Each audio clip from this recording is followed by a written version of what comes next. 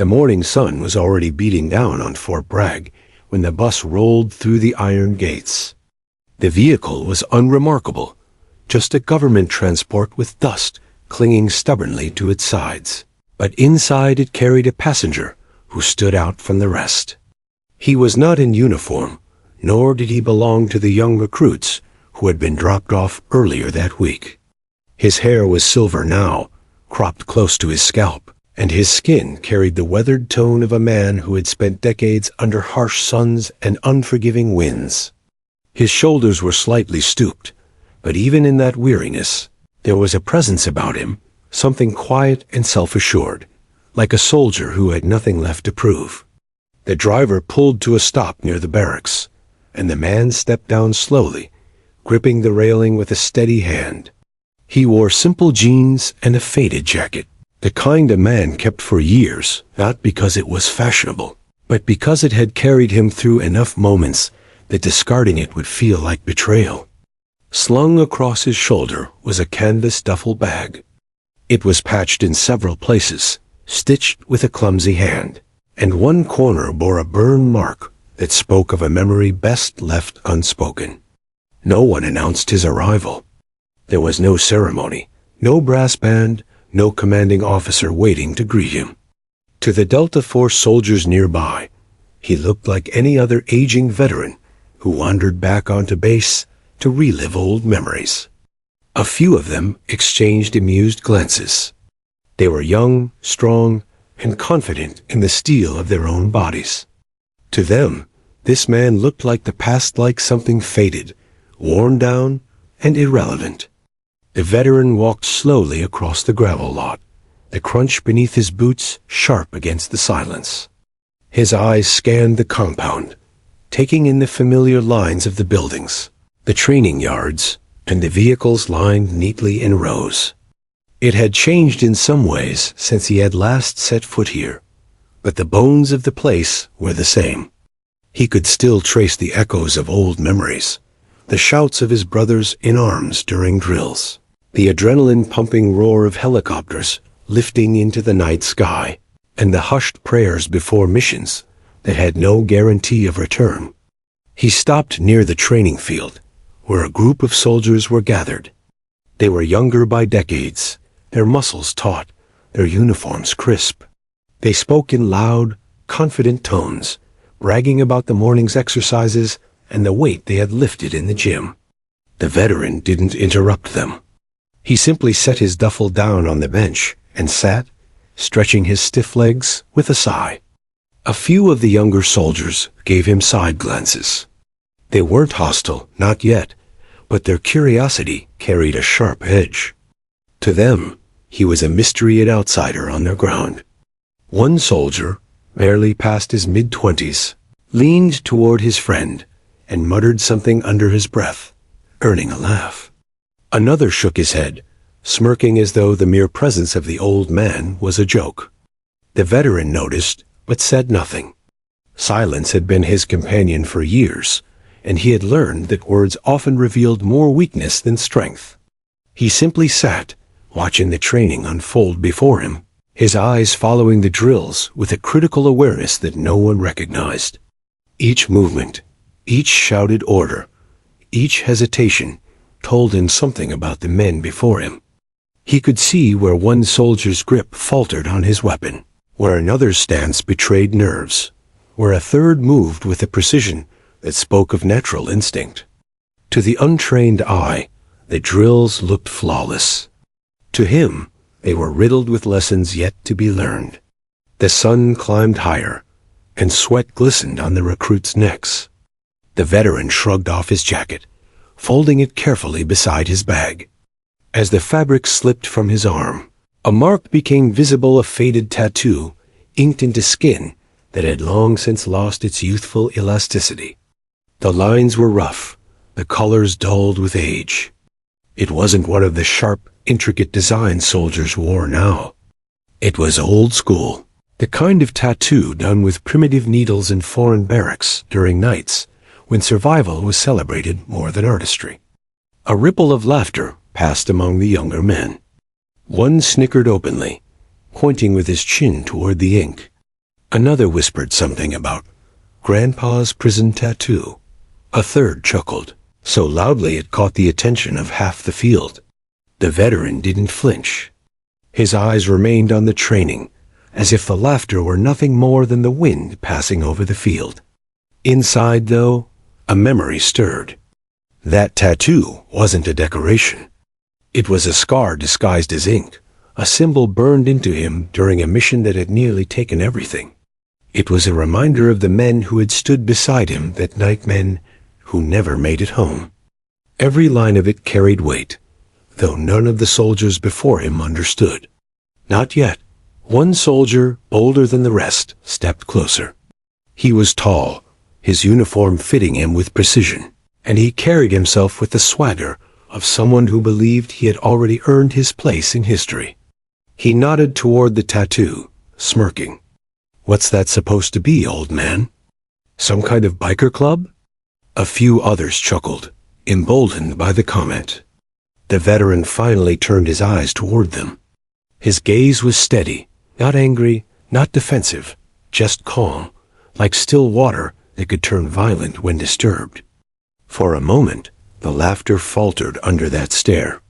There was something in it, something none of them could quite name, but it chilled them just enough that they looked away. The veteran said nothing. Instead, he pulled his sleeve back down and folded his arms, returning his gaze to the field. His silence was louder than any retort, and it hung over the group like an unspoken warning. The soldiers shifted uneasily. Some still snickered, though softer now, while others pretended to ignore him. But none of them could shake the feeling that they had misstepped somehow, that this man was not just another old veteran wandering onto their field. There was a presence about him, something carved deep by years of battles they could only imagine. And though they didn't know it yet, the truth of that presence would soon be revealed in a way they would never forget. The training yard had grown quieter after the veteran's silent stare, yet silence never lasted long among young soldiers. Energy buzzed through their veins, carried by confidence and untested pride. They had been molded into machines of precision, their bodies honed for endurance and strength, but their minds still carried the recklessness of youth. To them, the world was simple. They were elite, and anyone outside their circle was less. The veteran sat on the bench, watching, his weathered face unreadable. The faint tattoo on his arm peeked out again as he reached for his canteen. The ink, though faded, still clung to his skin like an old flame burned deep, never fully extinguished. It was crude, lines etched in uneven strokes, colors muted from decades of sun and sweat. Yet to him, it was more than decoration. It was a survival mark, a brotherhood seal. To the young men, though, it looked like a relic from another life, one that seemed almost laughable. A soldier named Carter, broad-shouldered and cocky, caught sight of it first. He elbowed his buddy Stevens and tilted his chin toward the veteran's arm. "You see that? Looks like something you'd get in a back alley for $10. Stevens grinned. "Nah, more like a gas station special.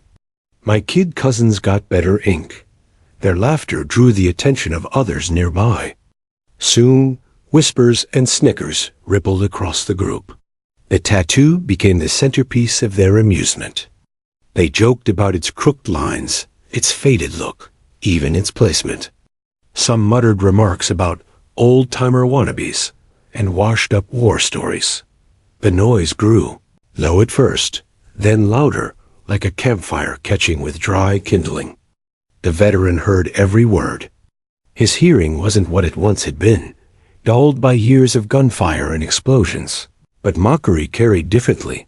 It had a tone, a sting, even when delivered in whispers. Yet he made no move to respond.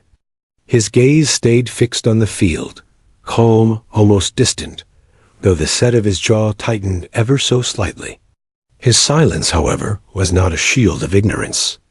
It was discipline, carved into him through years of training that had demanded patience in the face of chaos. He knew when to strike, and he knew when to let the enemy reveal their hand. At that moment, these boys, because that's what they were to him, were revealing more than they realized. Their arrogance, their immaturity, their blindness to the weight of history. Still, Carter wasn't satisfied with muttering from the sidelines. He swaggered closer, drawn by the need to prove himself not just strong but superior. Standing in front of the veteran, he gestured at the ink with a mocking grin. "Hey, Grandpa," he said loudly enough for half the yard to hear.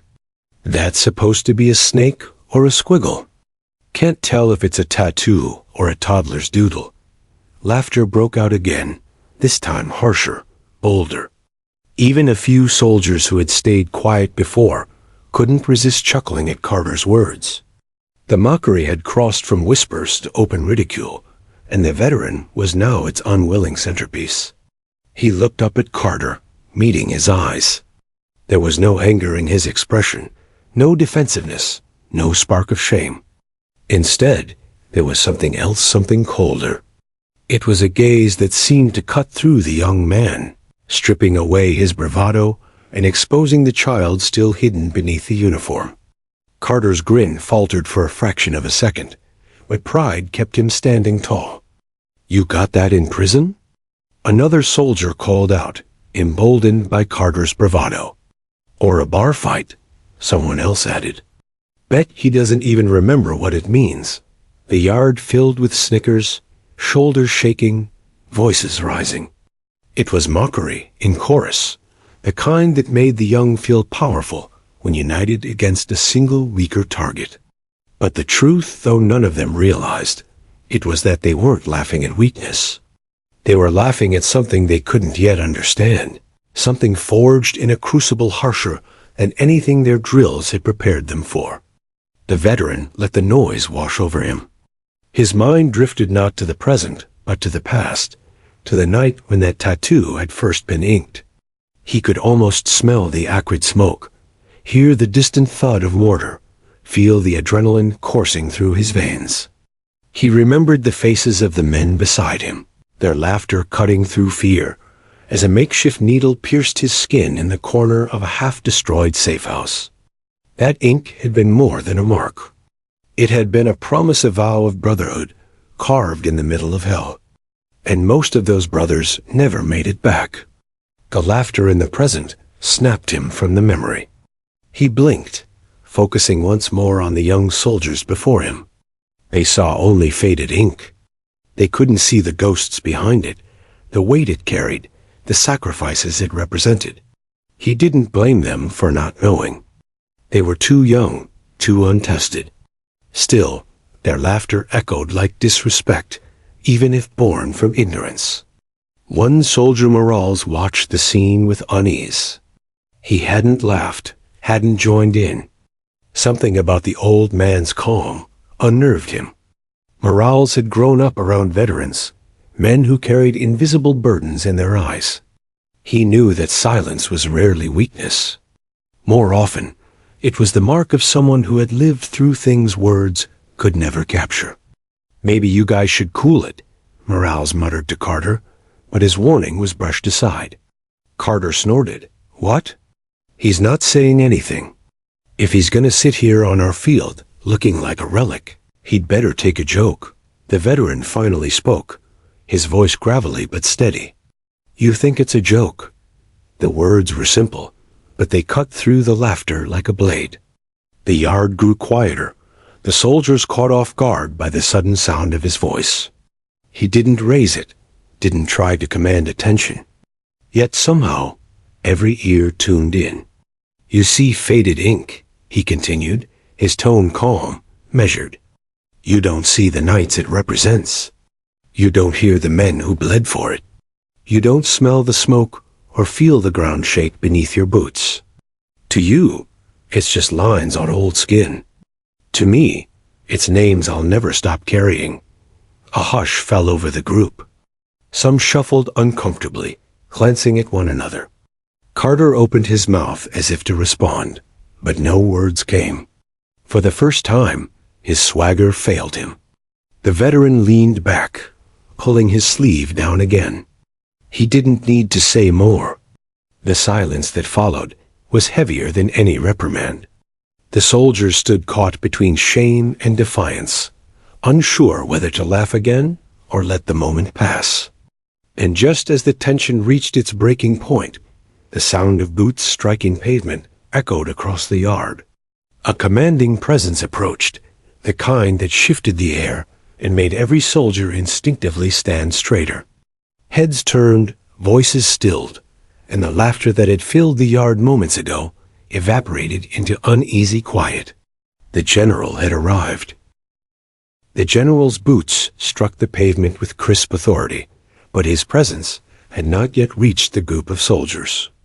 The veteran's quiet words still lingered in the air, creating an unease the young men didn't know how to name. They shifted on their feet, their earlier laughter dissolved into awkward silence. For the first time that morning, they felt the invisible weight of something larger than themselves, a reminder that there were histories, older and harsher than their own youthful pride. Carter, still closest to the veteran, clenched his jaw. He hated the silence, hated the way it made him feel small. His pride, wounded by a few simple sentences, urged him to push back. He had been raised in a culture of strength, where silence was weakness and retreat was cowardice. He straightened his shoulders, trying to reclaim the swagger that had carried him before. "Look," Carter said, forcing his voice to carry. "We're not disrespecting your, whatever that tattoo is. But don't come in here, acting like you're above us. We train harder than anyone in the world. We've earned this." The veteran's eyes lifted toward him again, steady, unflinching. He didn't respond with words, not immediately. Instead, he let the silence stretch, forcing Carter to stand in it. The young man's bravado began to wilt under the weight of that gaze. There was no aggression in it, no heat, just a depth that seemed bottomless, carved by battles Carter couldn't begin to imagine. Finally, the veteran spoke. "You think training is the same as war?" The words were soft, almost gentle, but they struck harder than any shouted rebuke. The surrounding soldiers glanced at one another, the question settling into them like a stone. Carter opened his mouth, and closed it. He had no answer, not one that would stand against the certainty in the old man's tone. Morale shifted uneasily. He had heard stories from his uncle, a Gulf War vet who had told him once, "Training gives you muscles. Combat gives you ghosts." Looking at the veteran now, Morale saw the truth of those words written in his eyes. But not everyone recognized it. Stevens, eager to back Carter, let out a nervous laugh. "War stories, man. That's all this is. You think we haven't heard it before? Every old-timer comes back with the same speeches." The veteran turned his gaze toward Stevens. His eyes narrowed slightly, not in anger, but in focus, like a man studying a map for weak points. "War stories?" he repeated. Then, slowly, he shook his head. "No, stories have endings. What I carry doesn't end." The tension deepened. The soldiers who had laughed earlier now stood quieter, their faces uneasy. The weight of the veteran's words pressed against them, making their youthful bravado feel paper-thin.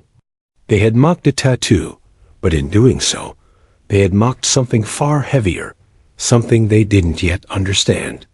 Carter crossed his arms, trying to mask his discomfort. "So what?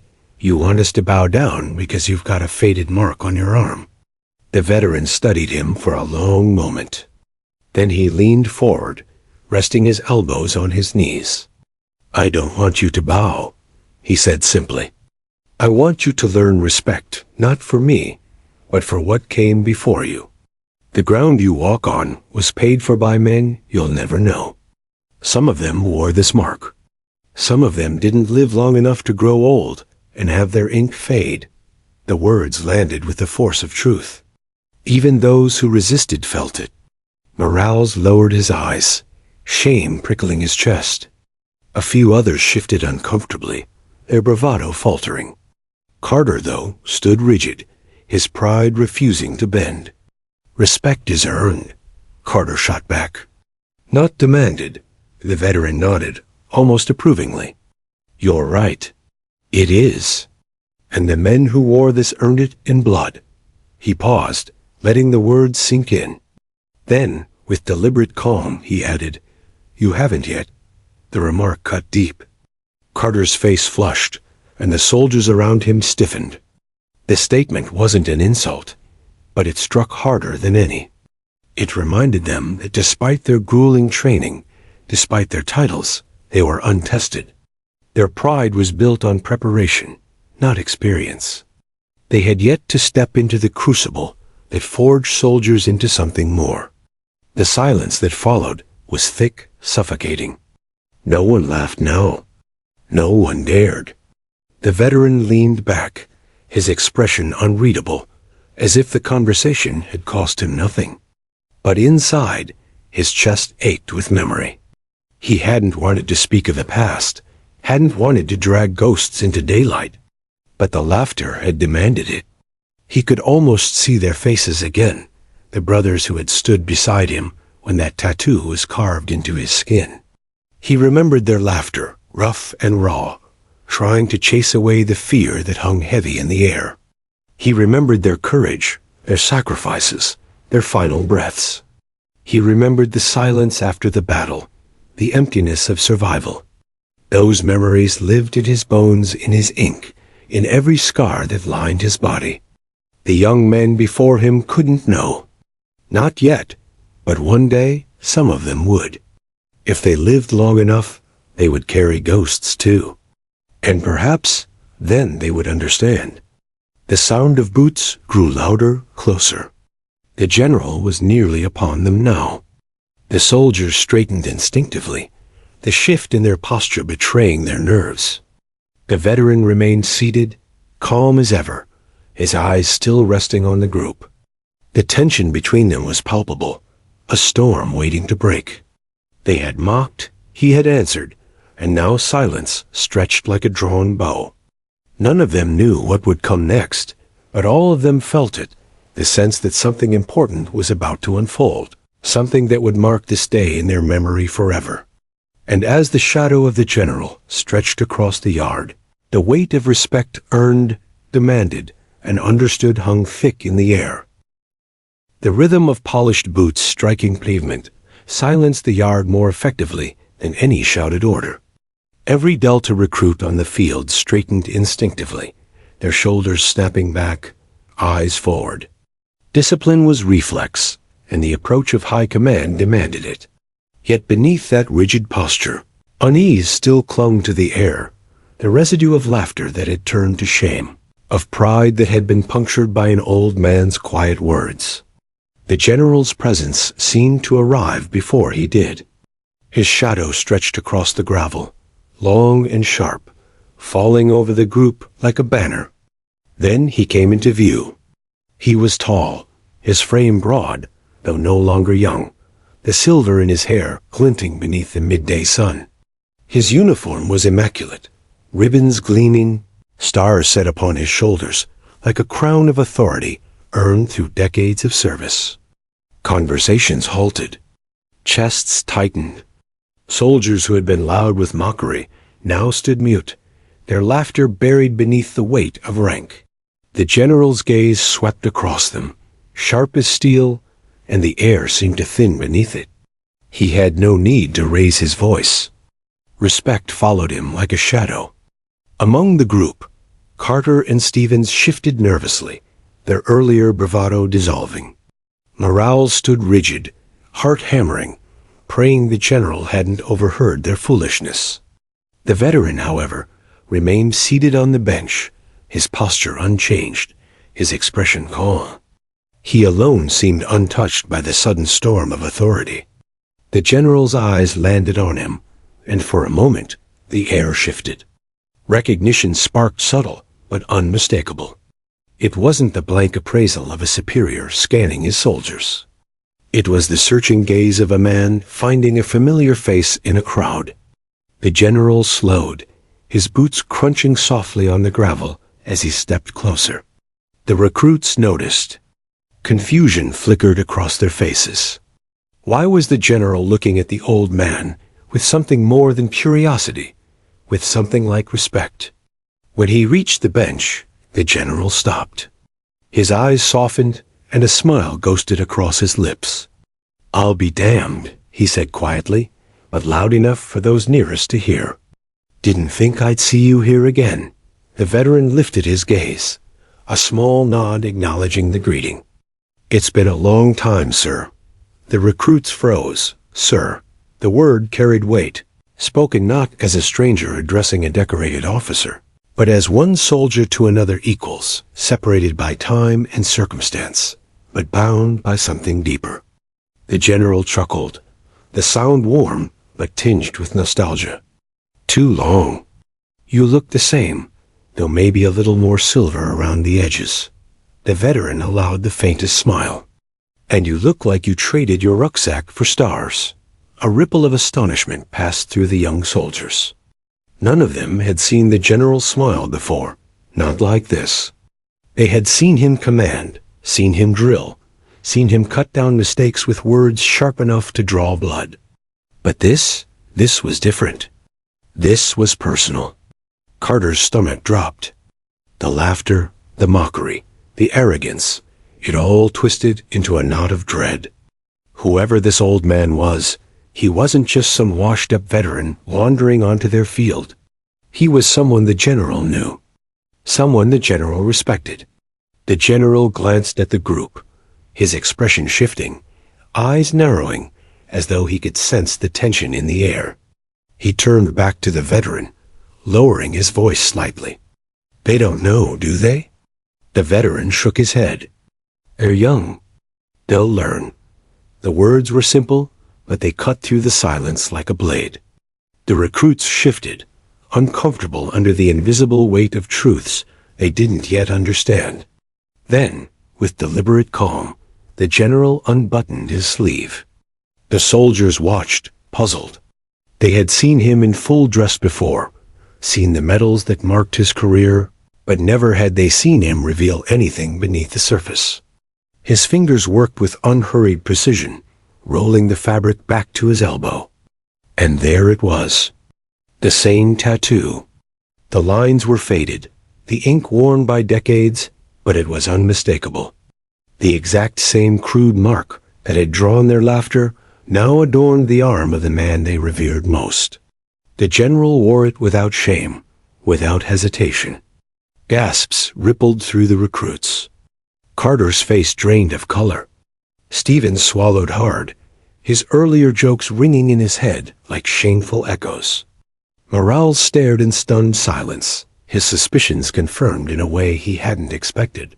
The general held his arm out, letting them all see. "This," he said, his voice low but steady, "is not a joke. It is not decoration.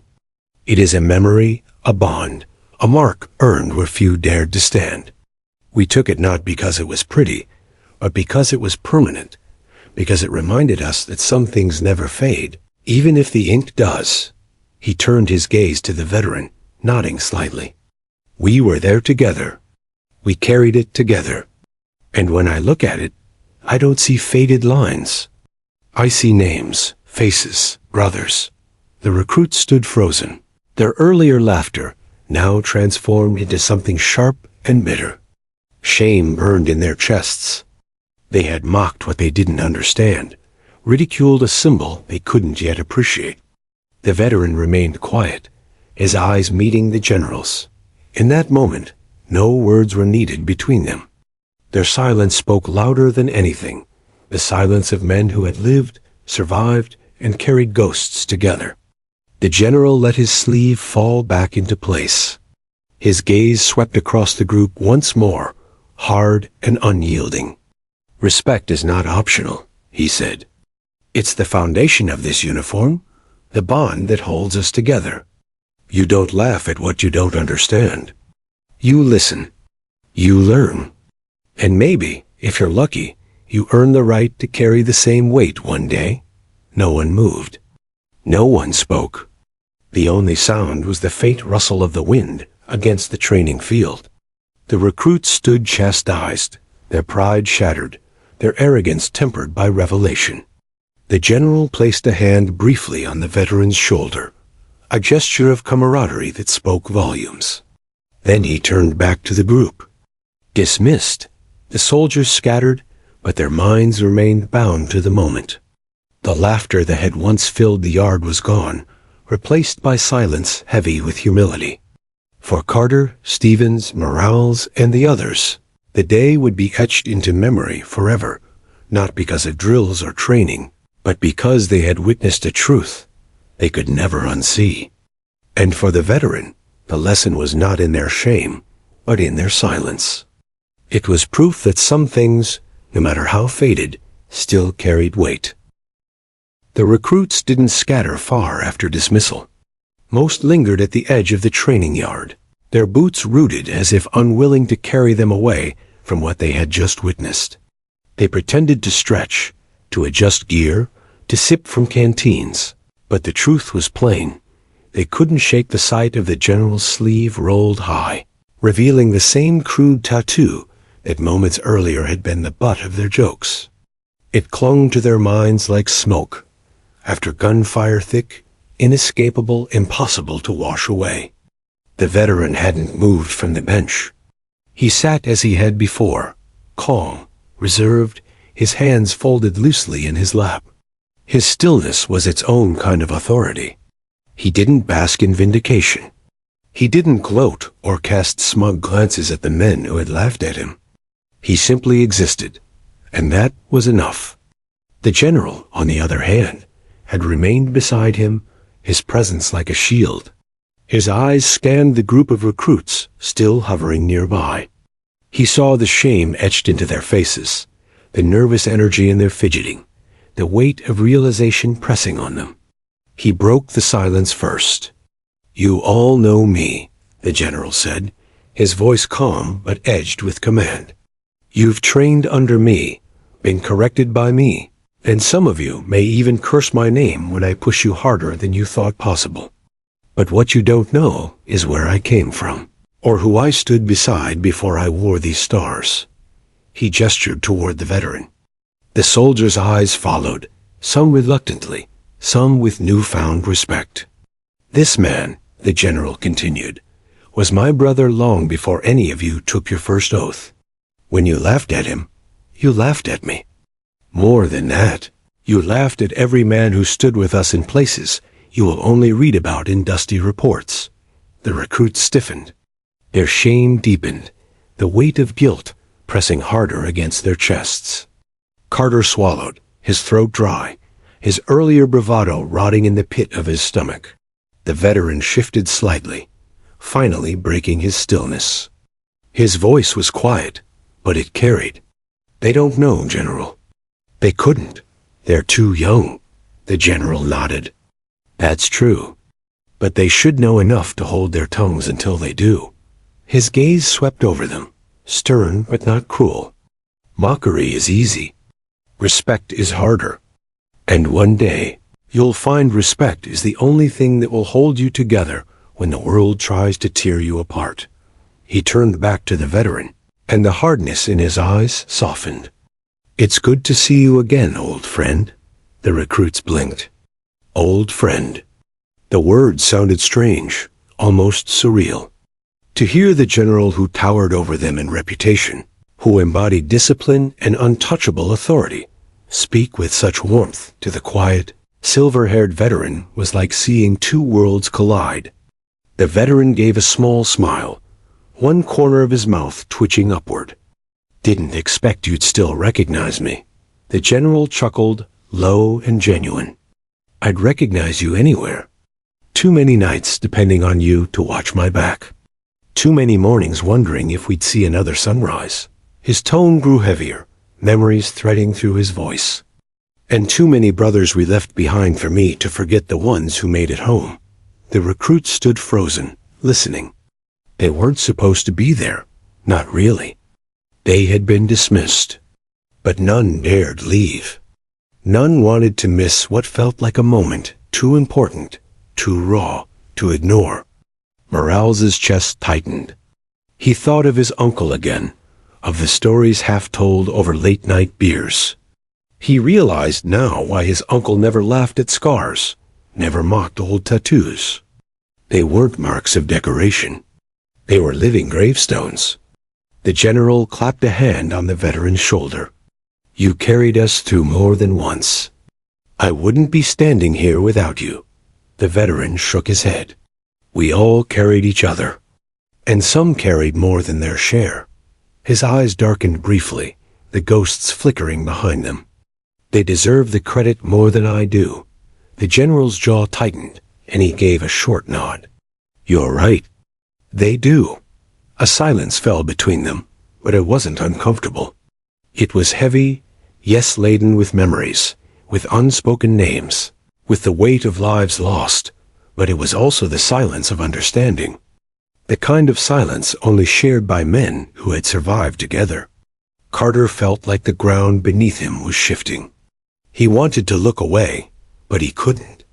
Every part of him burned with regret for his earlier words, his laughter, his arrogance.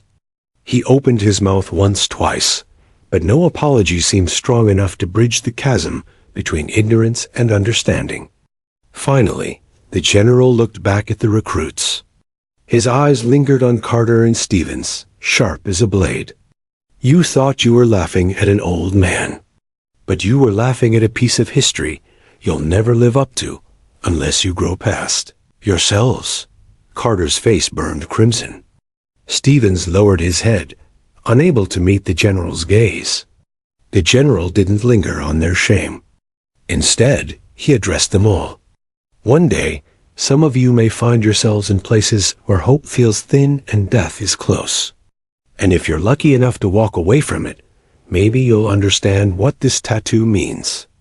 Until then, you'd do well to remember some marks are sacred.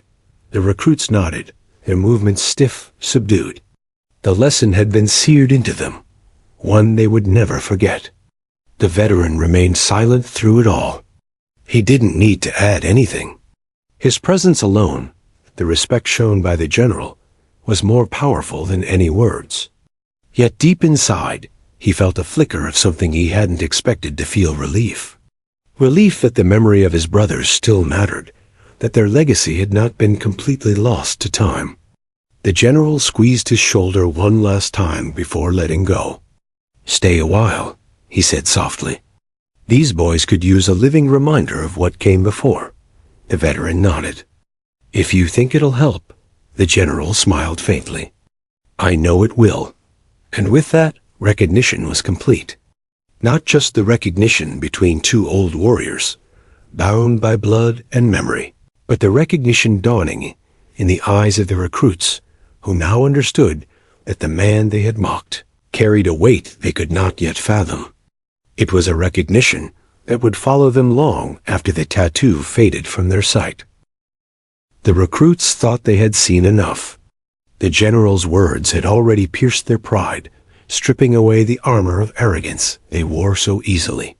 His recognition of the veteran had undone their laughter, turning it into a burden of shame. But what came next, the act that would sear itself into their memories, was something none of them could have prepared for. The general and the veteran stood side by side, two men marked by years, by ghosts, by survival. The recruits felt like children before them, their earlier bravado reduced to dust. Carter's throat was dry, his palms slick, but he forced himself to keep his eyes forward. He wanted to prove he wasn't rattled, though every nerve in his body betrayed him. The general looked at the veteran once more, then turned deliberately to the soldiers. He let the silence linger, allowing the weight of the moment to settle. Then, with a steady motion, he began unbuttoning his sleeve again. The recruits held their breath. They had already seen the tattoo once, but this time it felt different. This wasn't a fleeting glimpse during a lecture. This was deliberate, intentional. The general rolled the fabric up his arm slowly, methodically, as if every fold carried meaning. When the tattoo emerged, those same crude, uneven lines, they saw it not as faded ink, but as a relic, a relic carried not in museums or books, but in flesh and blood. This, the general said, his voice carrying across the yard, was not given in a parlor or chosen from a glossy page. This was carved on a night when none of us were certain we'd live to see the morning.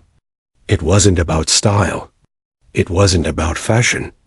It was about brotherhood. His words were steady, but the emotion beneath them was raw. He turned his arm slightly, letting the sun illuminate the ink. This mark bound us. It wasn't about being tough or looking dangerous. It was about reminding us that we were one. That if one fell, the others would carry him. That if one survived, he'd carry the memory of those who didn't. The recruits' faces were etched with shock, awe, and growing reverence. They had mocked the veteran for bearing this mark, had laughed at the faded lines, not realizing they were spitting on a legacy carried by the very man they worshipped as untouchable. The general glanced at the veteran, and with a nod, gestured. Slowly, the veteran lifted his sleeve again, exposing his own tattoo. The two arms stood side by side, the same mark, faded in different ways, aged on different skin, but undeniably identical. The yard was silent. Not a shuffle, not a whisper. Only the sound of the wind brushing across the field, carrying with it a reverence none of them had expected to feel that morning. The veteran didn't speak. He didn't need to. His silence was an echo of the general's words, proof that the ink was not a story told secondhand, but a living testament. For Carter, the sight was unbearable. He remembered his own laughter, his cutting remark about prison tattoos. The shame crashed over him in waves, drowning the swagger that once defined him. He wanted to sink into the earth, to vanish before the weight of his ignorance crushed him completely. Stevens, too, lowered his head. The jokes he had whispered to his buddy earlier now felt like daggers stabbing at his own conscience. He wished he could take them back, but words once spoken could never be reclaimed. Morales, however, stood frozen, his heart pounding. He felt the gravity of the moment in a way that stole his breath. The tattoo wasn't just ink. It was history etched into skin. It was a bond that stretched beyond years, beyond death. And now, standing before him, it was alive. The general let the silence stretch before speaking again. His voice carried a solemn weight, each word deliberate. You train every day to be ready. You sweat, you bleed, you push your limits, because one day you may face something that demands everything you are. But what will carry you through isn't just muscle or speed or skill. It's this. He tapped the tattoo. Brotherhood, respect, trust. Without it, you're nothing but men in uniforms. With it, you're unbreakable. His words struck harder than any drill sergeant's barked orders. The recruits felt them deep in their chests, a resonance they hadn't experienced before. This wasn't instruction from a manual.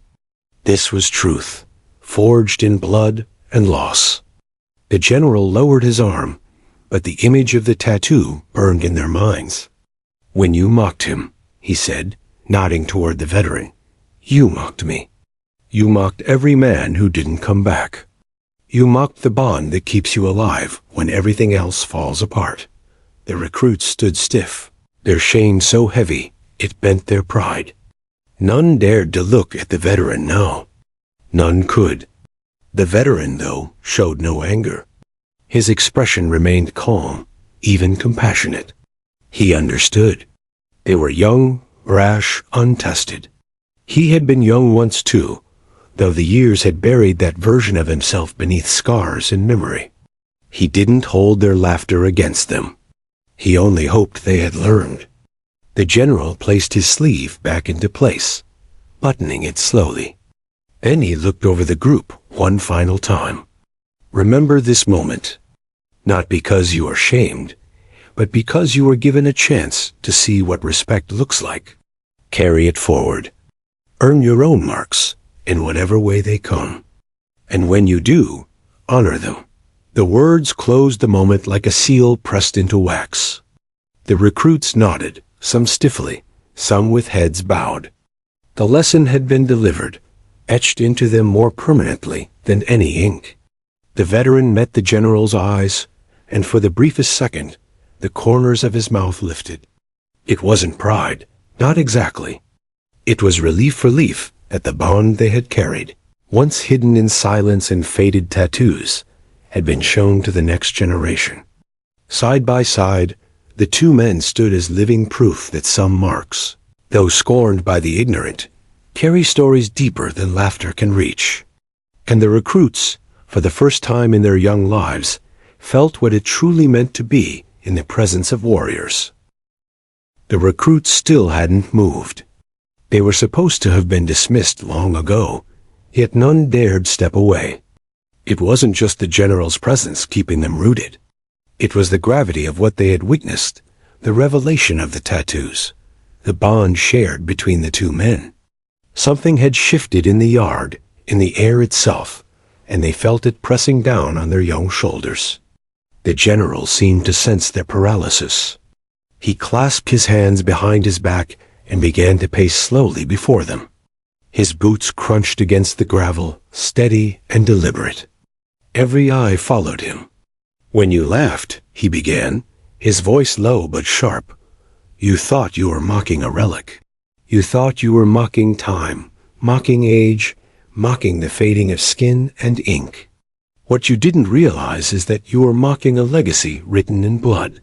He stopped, turned, and let the words hang. "This mark," he continued, tapping his sleeve again, where the tattoo rested, "was burned into us during a night most of you could not survive. We had been ambushed, outnumbered, supplies gone, air support delayed. We were surrounded, convinced none of us would see daylight. We had a choice, surrender and pray, or stand and fight with nothing left but each other." The recruits held their breath. Even the wind seemed to still. The general's eyes darkened as he recalled the memory.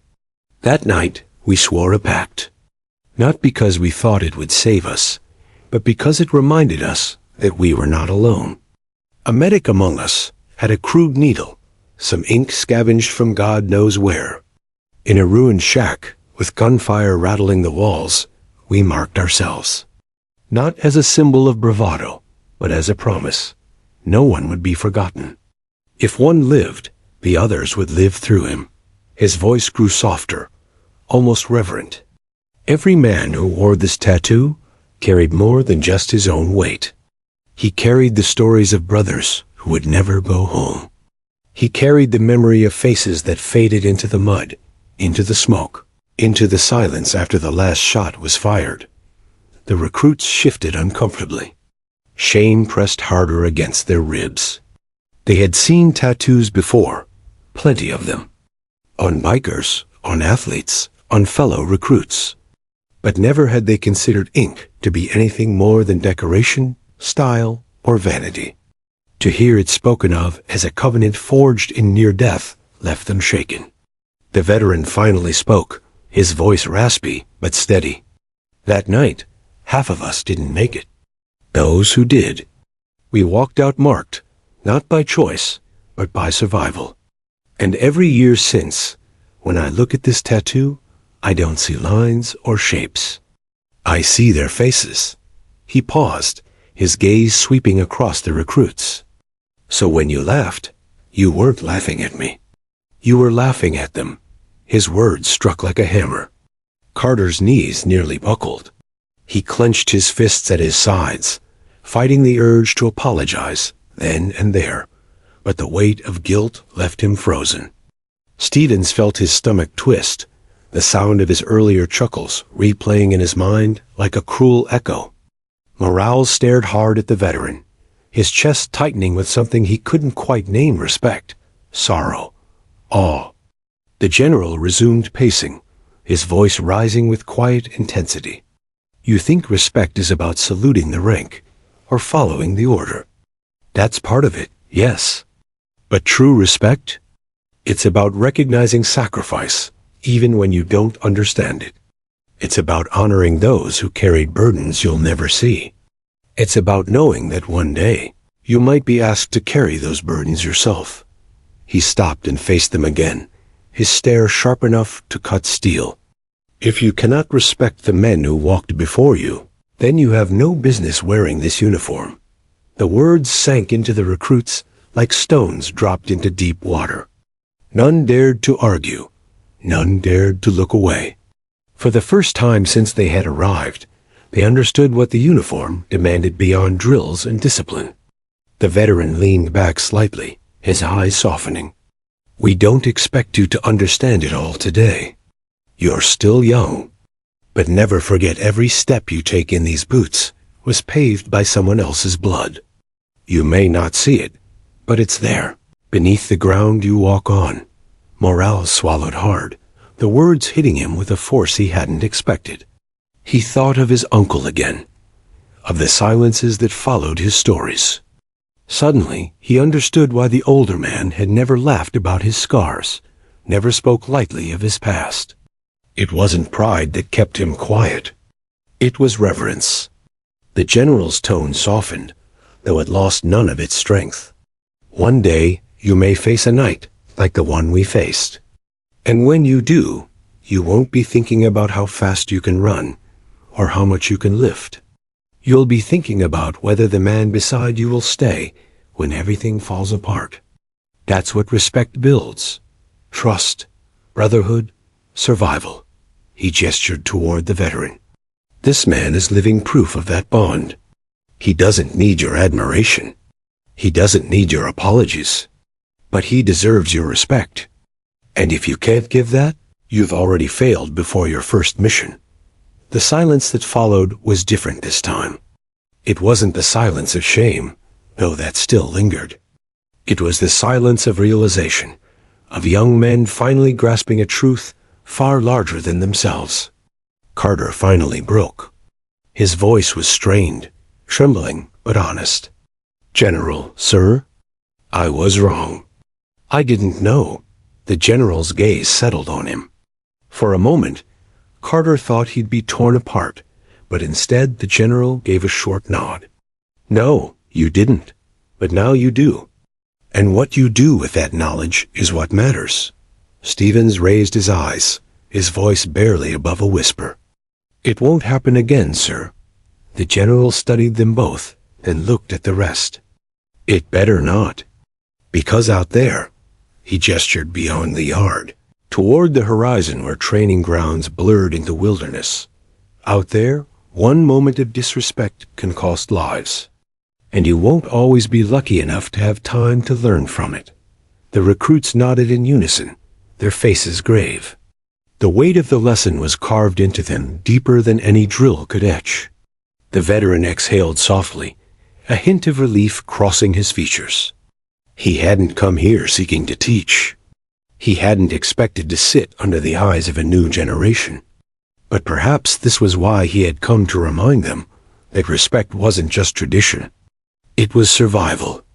The general looked at him, and for a moment, the two shared a quiet understanding. Then he turned back to the recruits. This, he said, raising his arm once more to reveal the tattoo, isn't just ink. It's a promise, a reminder.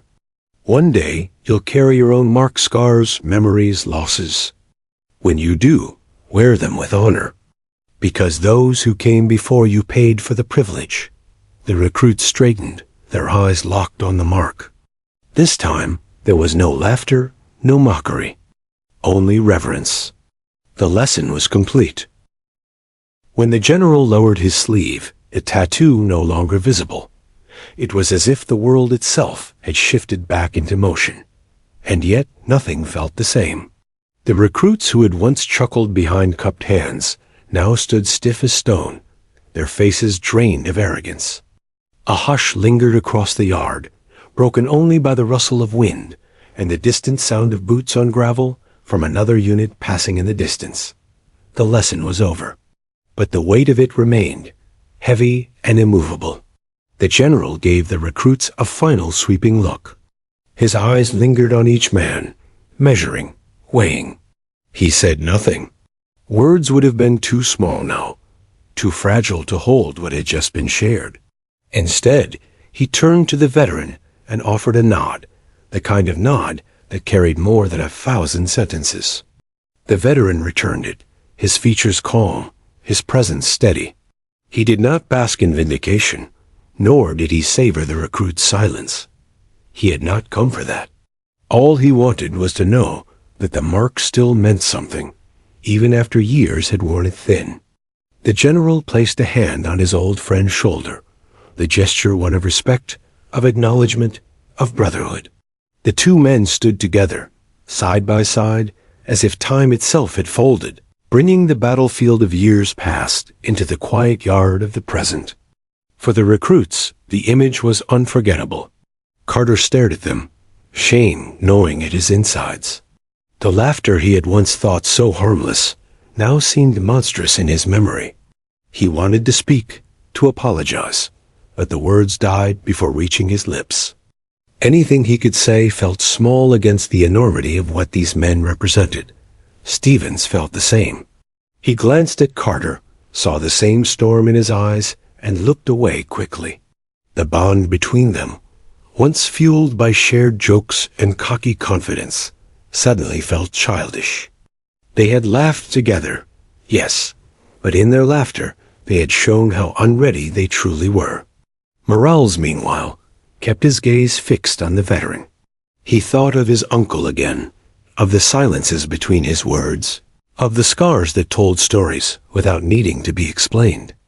And he felt something stir inside him, a determination, quiet but fierce. If he was ever lucky enough to carry his own marks one day, he would never allow them to be mocked. The general finally spoke, though his words were brief. Dismissed. But this dismissal was different from all others. The recruits didn't scatter, didn't rush to leave the yard. They stood a moment longer, as though unwilling to break the spell that had bound them. Only when the general turned and began to walk with the veteran at his side did the men finally move, their boots dragging slightly, their postures stiff with the burden of what they had learned. As the two older men walked away, silence followed them like a shadow, not the silence of discomfort, but of reverence. The recruits did not dare speak, did not dare break it with idle chatter. It was as though they feared the very air might scold them if they did. When the general and the veteran disappeared into the low buildings at the far end of the base, the recruits finally began to breathe again. Some shifted uncomfortably, some stared at the ground, others looked at each other with eyes that had seen something they could not explain. Carter was the first to break the stillness, though not with laughter this time. His voice was low, steady, stripped of its usual bravado. "We were idiots," Stevens nodded, his throat tight. "Yeah, we were." Morales didn't respond. He didn't need to. His silence was enough, his face already etched with the lesson deeper than words could capture. The recruits drifted apart slowly, but the air between them had changed. The cocky banter, the careless jokes, the endless swagger, it all felt hollow now. Something heavier had taken its place. Respect, yes. Fear, perhaps. But also something rarer, reverence. Later, in the barracks, the silence persisted. Normally, the bunks buzzed with chatter complaints about drills, jokes at each other's expense, boasts about future glory. But that night, the only sounds were the creak of bed springs and the quiet sighs of men lost in thought. Each of them replayed the scene in their mind, the veteran's faded tattoo, the general's sleeve rolled up, the weight of history revealed in ink and silence. Carter lay awake longest. The image haunted him, the words echoing. "You weren't laughing at me. You were laughing at them." He thought about the faces he had never seen, the names he would never know, men who had paid with their lives so that this old veteran could carry their memory. Shame burned in his chest, but beneath it grew something else. A vow. He would never mock what he didn't understand again. Stevens, too, found no sleep. He stared at the ceiling, his fists clenched at his sides. He wanted to earn something of his own now, not just a patch on a uniform, but a mark of real sacrifice. Something worthy of the respect he had failed to show.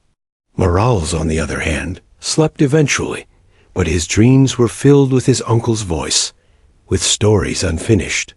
In the morning, he resolved to call him, to listen fully this time, to honor the silence he had once shrugged off. As for the veteran, he sat quietly in the officers' lounge with the general that evening. They didn't speak much. They didn't need to. The day had reminded them both that the bond they carried still lived, even in a new generation. It had been tested by laughter, but it had ended in silence, a silence stronger than any jeer. The general lifted a glass, his eyes steady. "They'll remember." The veteran gave a faint smile. "They'd better." They clinked glasses softly, not in celebration, but in remembrance. The names of their fallen brothers passed silently. Between them, carried not by words, but by the ink on their arms and the weight in their hearts.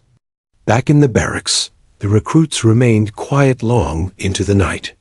Each of them, in his own way, carried the day like a stone in his chest. They had been given a glimpse of something sacred, something that would shape them long after they left training grounds behind. And so the night settled over the base, thick and heavy with unspoken reverence. No more jokes, no more whispers. Only silence, the kind of silence that meant respect, the kind of silence that meant remembrance, the kind of silence that would last.